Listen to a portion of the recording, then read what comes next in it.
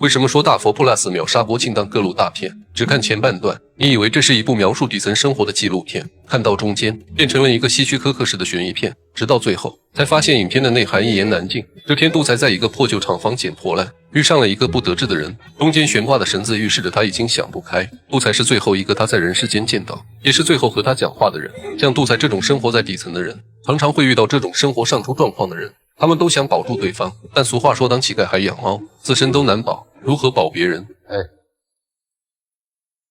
哪里啊？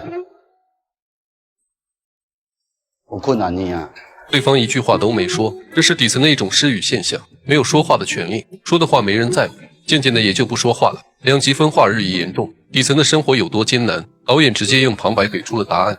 对因来讲，无论是出力还是落雨，拢会有困难。但因无法度去想性命的困难，因为敢若是生活内底就解决袂了的困难。社会常常咧讲爱公平正义，但伫伊的生活当中，应该是无这些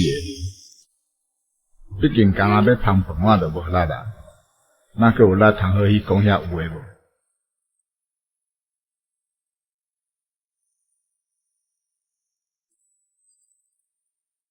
法会开办在即，护国法会的长老带人来工厂验收，查看大佛的进度。上人，大佛不仅法相庄严、明镜流舞，让人有一种见佛如面佛的心情，就好像瞻仰最尊敬的本师，让人心无妄念，升起清净心。其他人都挺满意，但其中一位师姐质疑佛头有点歪，垂头丧气不够庄重。高委员站出来解释。讽刺的是，两人每句话都是阴阳怪气的互相攻击，结尾却都带着阿弥陀佛。师姐，你会不会有人说你胖？我是不会觉得你胖，这个胖跟瘦也是一个主观的问题，就像法相庄严不庄严也是非常主观的。阿弥陀佛啦！阿弥陀佛。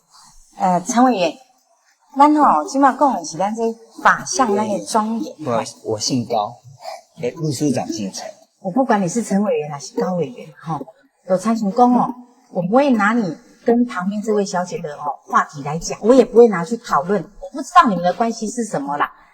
阿弥陀佛，阿弥陀佛。高委员意见没有杠的必要，那就听你的，把佛头锯开反攻，护国法会就延到明年再办。启文听得冷汗直流，陈秘书长出面调解，才算蒙混过关。大家记住这个戴眼镜的老男人，后面有很重要的戏份。这晚杜才又来到保安室。听说老板喝多了，顿时来了精神，旧的视频都看堵了，找点新鲜的，没准会有更猛的料。这回两人看到了老板和疗养师在隧道的劲爆画面，也就是叶女士等在工厂外的那晚。叶女士约他在老地方见，好奇心的驱使下，杜才真的找到了那个老地方。但接下来越看就越不对劲，漆黑的郊外，叶女士和黄启文摊牌，既然你不离婚，起码得给我金钱补偿。见他不为所动，叶女士爆出了更猛的料。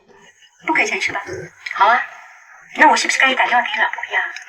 还是打电话给你可爱的秘书长，跟他要的，趁我不在家，那个老男人拱我的床，爽不爽？这个老男人就是陈秘书长，看来启文也是权力的牺牲品。画面中叶女士的声音越来越不对。